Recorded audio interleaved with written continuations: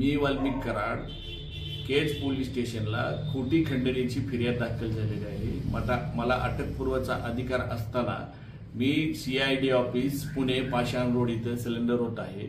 संतोष भैया देशमुखांचे जे कोणी मारेकरी असतील त्यांना अटक करावी व त्यांना फाशीची शिक्षा द्यावी। राजकीय दोषापोटी माझं नाव त्याच्याशी जोडलं जात आहे। पोलीस तपासात जे निष्कर्ष निघाले मी जर दोषी दिसलो तर न्यायदेवतांनी मला जे शिक्षा देईल ती मी भोगायला तयार आहे।